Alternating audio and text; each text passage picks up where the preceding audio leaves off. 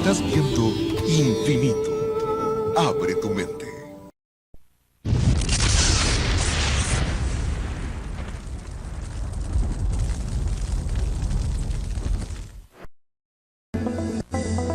Pero ¿qué sucede cuando se formulan preguntas sobre muchas de nuestras creencias fundamentales? Un misterio que no tiene explicación. Un enigma que desafía la razón. Una respuesta sorprendente e inesperada. Encontrar ese misterio en forma directa puede cambiar su vida para siempre. Cara a cara con los grandes acertijos de todos los tiempos, los más profundos misterios del mundo tocarán su vida de formas que usted jamás imaginó que fuera posible.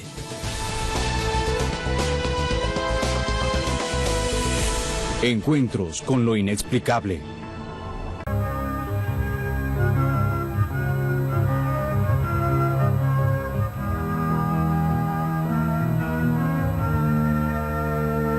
Cuando nuestros antepasados prehistóricos estudiaban el cielo después del ocaso, observaron que algunas de las estrellas no estaban fijas con respecto al patrón constante de las constelaciones. Por el contrario, 5 de ellas se movían hacia adelante lentamente por el cielo.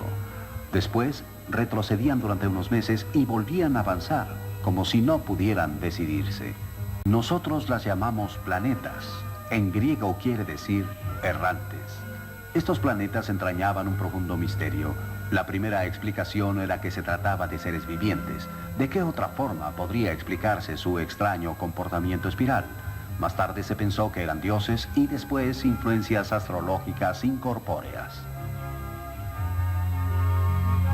Pero la verdadera solución es que los planetas son mundos, que la Tierra es uno de ellos y que todos giran alrededor del Sol de acuerdo con leyes matemáticas precisas. Este descubrimiento nos llevó directamente al moderno concepto de civilización. La combinación de imaginación y observación produjo la descripción exacta del sistema solar. Hasta entonces se pudo contestar la pregunta fundamental que está en la raíz de la ciencia moderna. ¿Cómo trabaja todo esto?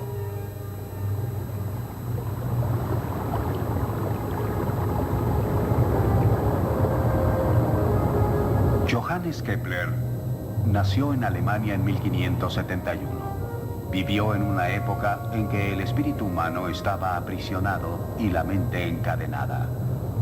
Cuando ángeles y demonios, así como esferas de cristal, eran imaginados en el cielo, la ciencia no tenía la menor noción de las leyes físicas ocultas en la naturaleza. Pero la valerosa y solitaria lucha de este hombre proporcionaría la chispa que incendió la revolución científica moderna. Fue enviado al seminario protestante del poblado provincial de Maulbronn para iniciarse en la carrera eclesiástica. Aquella era una vida estricta y disciplinada. Antes del amanecer comenzaba un largo día de estudio y oración.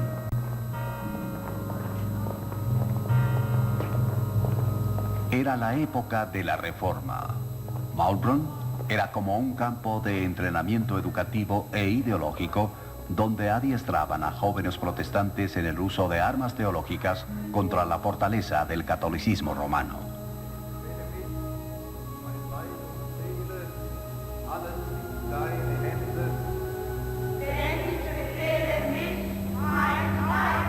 Aquí no había incentivos ni comodidad para un niño sensible como Kepler. Era inteligente y lo sabía. Esto, unido a su obstinada y fiera independencia, sirvió para aislarlo de otros niños. Kepler hizo pocos amigos en los 2 años que estuvo en Maulbronn. Así que se mantuvo solo, retraído en el mundo de sus propios pensamientos, que con frecuencia revelaban su poca valía ante los ojos de Dios. Se desesperaba por poder alcanzar su salvación.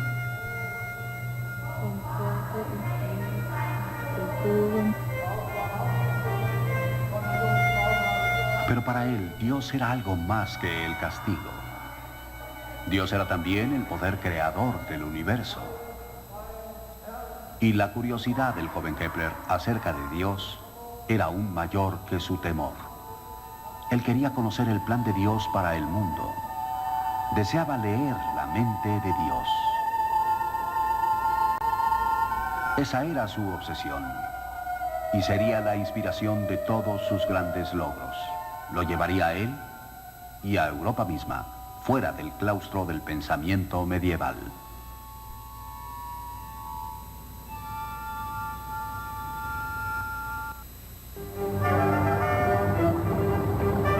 En 1589, Kepler abandonó Malvern para continuar sus estudios en la gran Universidad de Tübingen.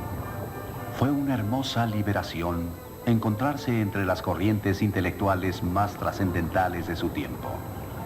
Uno de sus maestros le reveló las ideas revolucionarias de Copérnico. Kepler se deleitaba en esta comunidad educada y estudiosa. Aquí, su genio por fin fue reconocido.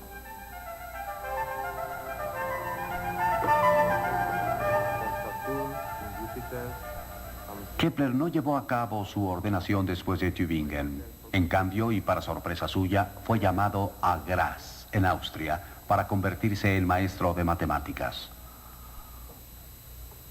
Pero Kepler no era un buen maestro. Durante su primer año en Graz, en su clase de matemáticas, había solo unos cuantos alumnos. En el segundo año, ninguno. Mascullaba, divagaba. Algunas veces resultaba totalmente incomprensible. Estaba distraído por el clamor incesante de las especulaciones y asociaciones que pasaban por su mente.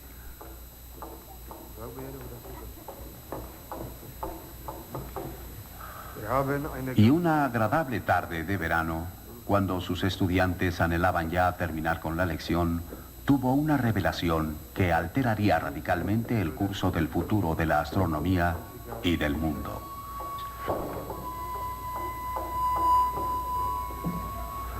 En su tiempo se conocían solo 6 planetas: Mercurio, Venus, la Tierra, Marte, Júpiter y Saturno. Hacía ya tiempo que Kepler se preguntaba, ¿por qué solo 6 planetas? ¿Por qué no 20 o por qué no 100? ¿Y por qué esta separación particular entre sus órbitas? Nadie antes había hecho tan inquietantes preguntas.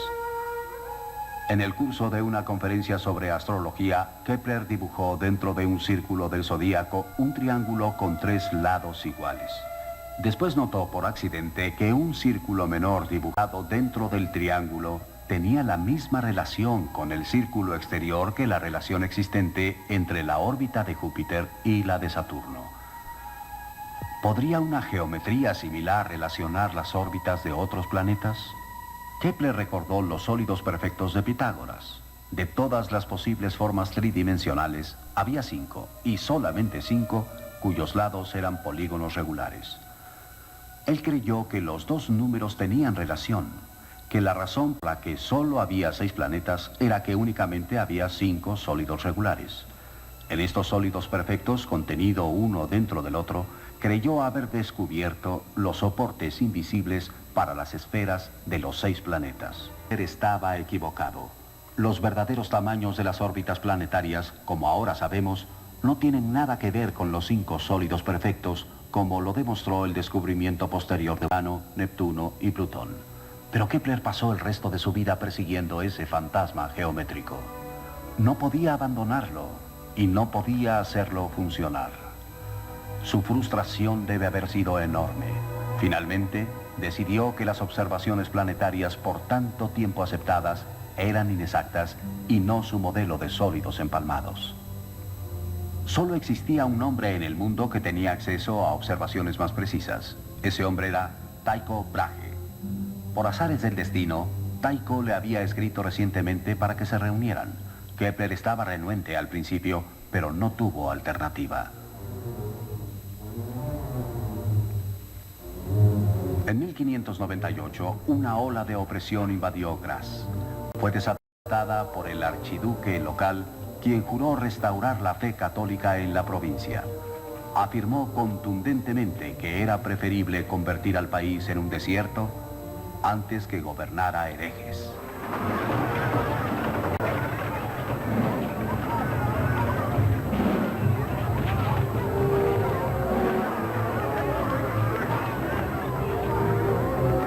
La escuela de Kepler fue cerrada. Fueron prohibidos los cultos y el canto de himnos, así como la posesión de libros de tendencia herética. Los que se rehusaban a convertirse al catolicismo eran multados con el 10% de sus bienes y exiliados del país bajo pena de muerte. Kepler optó por el exilio. Nunca aprendí la hipocresía. Soy sincero en mi fe. No juego con ella.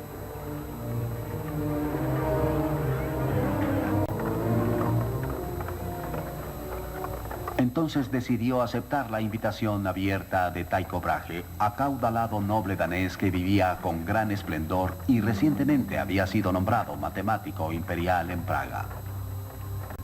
Kepler abandonó Graz con su esposa y su hijastra y emprendió el difícil viaje. Kepler imaginaba el dominio de Tycho como un refugio contra la maldad de los tiempos. Aspiraba a ser digno colega del ilustre Tycho, quien durante 35 años se había dedicado a las mediciones exactas de un universo inmutable, ordenado y preciso.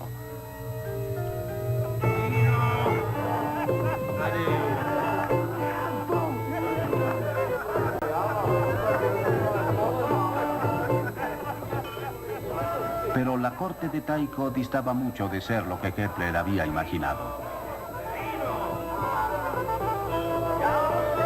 El propio Tycho era un personaje extravagante adornado con una nariz de oro. La original la había perdido en un duelo estudiantil en el que se disputaba quién era el mejor matemático. Mantenía un séquito abigarrado de ayudantes, parientes lejanos y parásitos de diversa índole.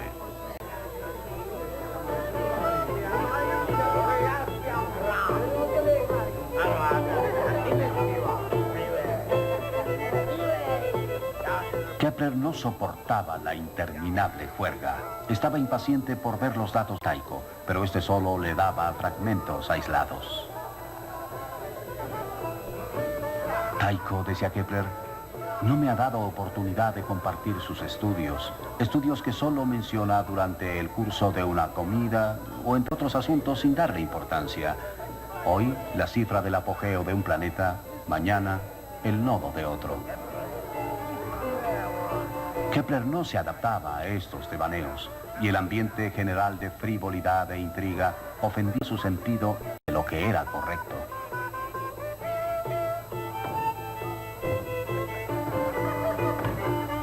La burla cruel de la que era objeto lo deprimía y entristecía. Mi opinión de Tycho es esta, decía. Es enormemente rico, pero no utiliza esa riqueza debidamente. Tycho posee las mejores observaciones, también tiene colaboradores, pero le falta el arquitecto que pueda utilizar todo esto.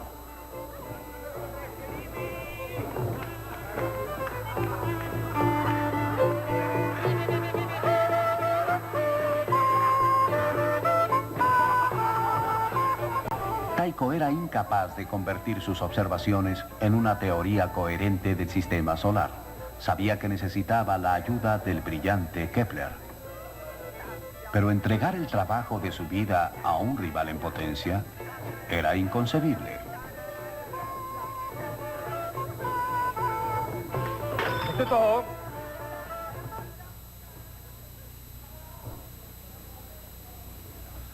Tycho era el genio de la observación más grande de la época, y Kepler era el teórico más grande. Ninguno de los dos por sí solo podría lograr la síntesis que ambos sentían que podría formularse ahora. El nacimiento de la ciencia moderna, que es la fusión de la observación y la teoría, se tambaleaba en el precipicio de su mutua desconfianza.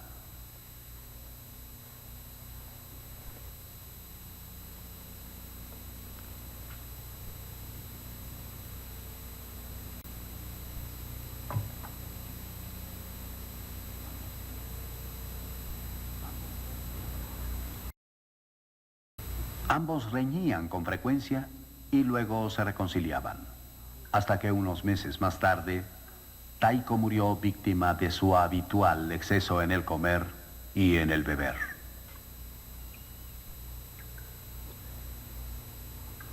Kepler escribió a un amigo: la última noche de delirio, Tycho repetía una y otra vez estas palabras, como alguien componiendo un poema: dejadme imaginar que no he vivido en vano. Dejadme imaginar que no he vivido en vano. Y no vivió en vano.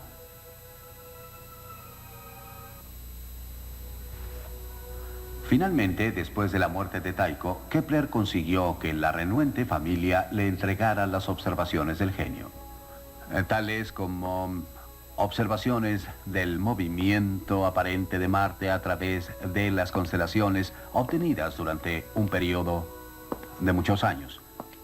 Los datos de unas cuantas décadas previas al invento del telescopio eran sin duda los más precisos que se tenían hasta esa fecha. Kepler trabajó con apasionada intensidad para entender las observaciones de Tycho, cuáles movimientos reales de la Tierra y de Marte alrededor del Sol podrían explicar con la precisión de medidas el movimiento aparente de Marte en el cielo visto desde la Tierra.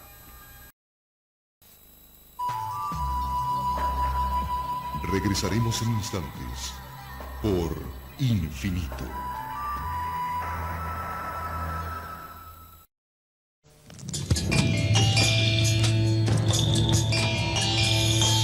Estás viendo Infinito. Abre tu mente.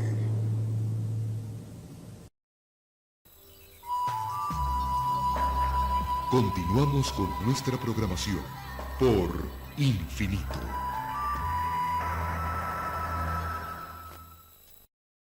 ¿Pero por qué Marte? Porque Tycho le había dicho a Kepler que el movimiento aparente de Marte era el más difícil de reconciliar con una órbita circular. Después de años de cálculos pensó haber encontrado los valores correctos para una órbita circular de Marte que igualaba 10 de las observaciones de Tycho con diferencia de 2 minutos de arco. Sabemos que hay 60 minutos de arco en un grado angular y, por supuesto, 90 grados del horizonte al cenit. Así que unos cuantos minutos de arco son difíciles de medir, especialmente sin telescopio. Pero el gozo de Kepler por el descubrimiento pronto se tornó en tristeza, porque otras 2 observaciones de Tycho eran incompatibles con su órbita por más de 8 minutos de arco. Kepler escribió entonces: si hubiera creído que podríamos ignorar esos 8 minutos, hubiera cambiado mi hipótesis. Pero ya que no era permisible ignorarlo, sin duda esos 8 minutos dieron paso a una reforma completa de la astronomía. La diferencia entre una órbita circular y la verdadera órbita de Marte solo podría distinguirse por medición precisa y con una aceptación valerosa de los hechos. Kepler estaba profundamente molesto por tener que abandonar la órbita circular. Esto sacudió su fe en Dios, como el creador de una geometría celestial perfecta. Habiendo aseado el establo de la astronomía de círculos y espirales, intentó varias curvas ovaladas y siguió calculando. Cometió errores aritméticos que, de hecho, le hicieron desviarse de la solución correcta. Meses más tarde, angustiado y desesperado, por primera vez probó la fórmula para una elipse. Esta elipse igualó las observaciones de Tycho maravillosamente. En una órbita como esta, el Sol no está en el centro, está descentrado. Se encuentra en un foco de la elipse. Cuando un determinado planeta está en el punto más lejano en su órbita del Sol, se mueve más despacio y al aproximarse al punto más cercano, se acelera. Debido a este movimiento describimos los planetas como cayendo hacia el Sol, pero nunca alcanzándolo. La primera ley de Kepler del movimiento planetario es sencillamente esta: un planeta se mueve en una elipse con el Sol en uno de los focos. Al moverse el planeta en su órbita durante cierto periodo de tiempo, cubre un área imaginaria en forma de cuña. Cuando el planeta está lejos del Sol, el área es larga y angosta. Cuando está cerca del Sol, el área es corta y ancha. Aunque las formas de estas cuñas son diferentes, Kepler descubrió que sus áreas eran exactamente iguales. Esto proporcionó una descripción matemática precisa de cómo un planeta cambia su velocidad en relación con su distancia del Sol. Ahora, por primera vez, los astrónomos podían predecir exactamente dónde estaría un planeta de acuerdo a una ley sencilla e invariable. La segunda ley de Kepler es esta: un planeta cubre áreas iguales durante períodos iguales. Las primeras dos leyes de Kepler sobre el movimiento planetario podrían parecer remotas y abstractas. Muy bien, los planetas se mueven en una elipse y cubren áreas iguales durante períodos iguales. ¿Y qué?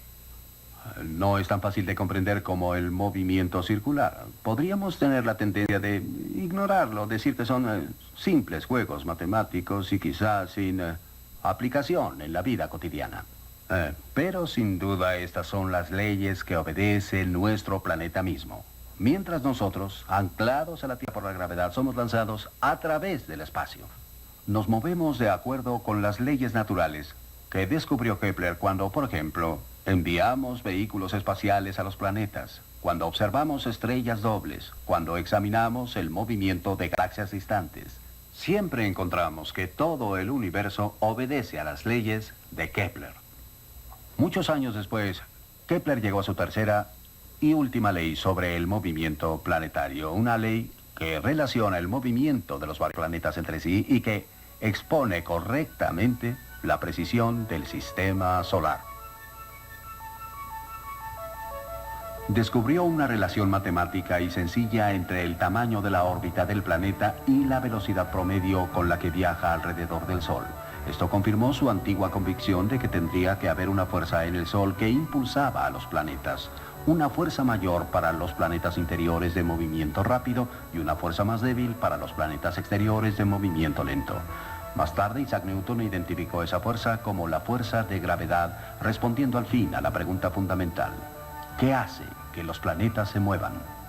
La tercera o ley armónica de Kepler afirma que el cuadrado de los períodos de los planetas, o sea, el tiempo en completar una órbita, es proporcional al cubo a la tercera potencia de su distancia promedio del Sol. Así que, cuanto más lejos está el planeta del Sol, más lentamente se mueve, pero siempre de acuerdo con una ley matemática precisa. Kepler fue la primera persona en la historia de la especie humana en entender correcta y cuantitativamente cómo se mueven los planetas y cómo funciona el sistema solar.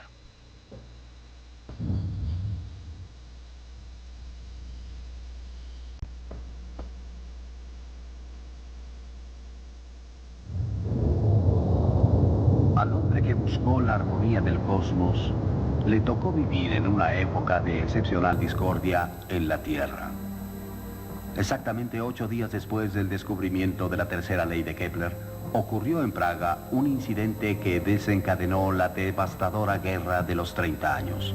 Las convulsiones de la guerra destrozaron la vida de millones de personas. Kepler perdió a su esposa y a su hijo en una epidemia esparcida por la tropa. Además, su patrocinador real fue depuesto y Kepler fue excomulgado de la Iglesia luterana por su independencia inflexible en cuestiones de fe. Una vez más, era un refugiado. El conflicto, calificado por ambos bandos como una guerra santa, fue más bien una explotación del fanatismo religioso por los ambiciosos de tierras y poder.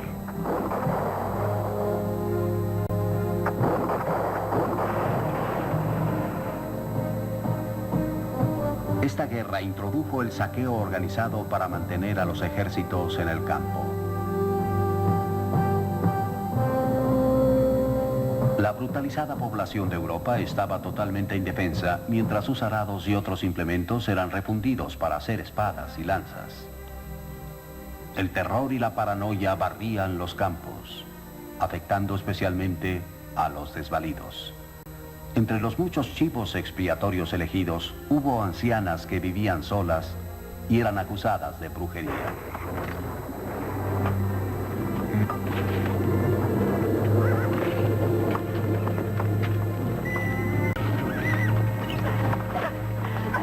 La madre de Kepler fue sacada a medianoche en un cesto para ropa. A Kepler le tomó 6 años de esfuerzo continuo el salvarle la vida. En el pequeño pueblo del genio, por lo menos 3 mujeres fueron arrestadas, torturadas y muertas por brujería cada año, entre 1615 y 1629. Catalina Kepler era una mujer pendenciera con frecuencia. Se enfrascaba en disputas que molestaban a la nobleza local y vendía narcóticos. El atribulado hijo pensó que él mismo había contribuido involuntariamente al arresto de su madre. Todo como resultado de haber escrito una de las primeras obras de ciencia ficción, con la intención de explicar y popularizar la ciencia. A su obra la llamó Somnio, el sueño.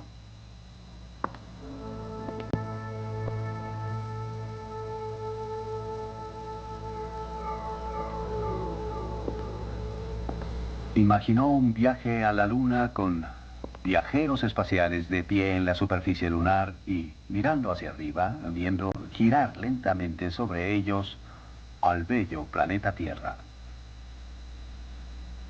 Una parte del fundamento para el cargo de brujería fue que en su obra Somnio, Kepler empleaba uno de los encantamientos de su madre para abandonar la Tierra. Pero en realidad creía que algún día los hombres lanzarían embarcaciones celestiales con velas adaptadas para las brisas del cielo. Navegarían exploradores que, según dijo, no temerían a la grandeza del espacio. Especulaba sobre las montañas, los valles, los cráteres, los climas y los posibles habitantes de la Luna. Antes de Kepler, la astronomía tenía poca relación con la realidad física, pero con él surgió la idea de que una fuerza física movía a los planetas en sus órbitas. Él fue el primero en combinar una audaz imaginación con medidas precisas para salir al cosmos. Y esto lo cambió todo.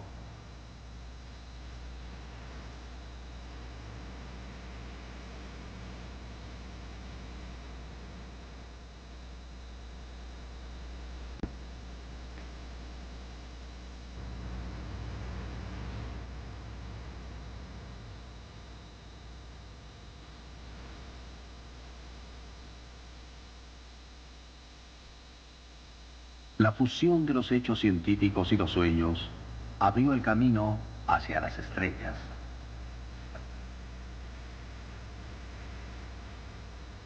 Cuando niño, Kepler había captado una visión del esplendor cósmico. Una armonía de los mundos que buscó incansablemente toda su vida. No había encontrado la armonía en este mundo, pero sus 3 leyes del movimiento planetario representan, como ahora sabemos, una verdadera armonía de los mundos. Pero para Kepler, fueron únicamente incidentales en su búsqueda de un sistema cósmico basado en los sólidos perfectos. Un sistema que, según resultó, existía solo en su mente. Sin embargo, a partir de su obra, sabemos que las leyes científicas atañen a toda la naturaleza, que las mismas leyes se aplican tanto en la Tierra como en los cielos, que podemos encontrar la resonancia, la armonía entre nuestros pensamientos y la forma en que funciona el mundo. Cuando descubrió que sus creencias largamente acariciadas no concordaban con las observaciones más precisas, aceptó los desagradables hechos. Prefirió la dura realidad a sus más caras ilusiones. Ese es el corazón de la ciencia.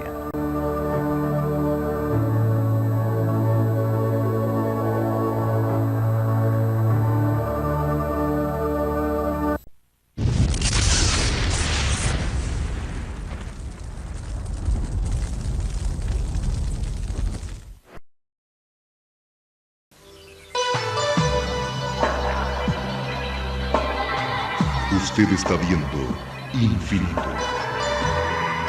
Infinito, señal del nuevo milenio.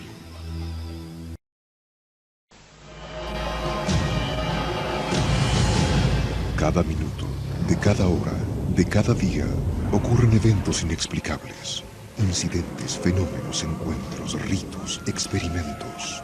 Cada día, cada hora, cada minuto, cada 60 segundos, se revela una vida llena de misterios.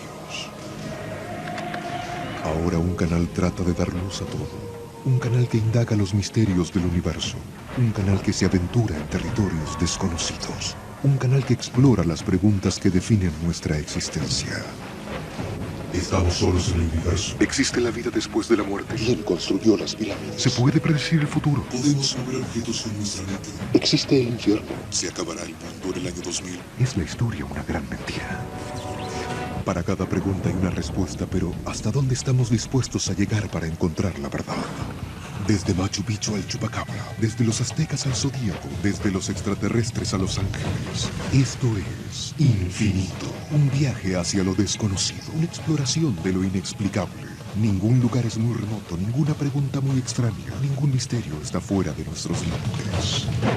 Escuche lo inesperado, descubra lo oculto, experimente lo desconocido. Infinito, señal del nuevo milenio.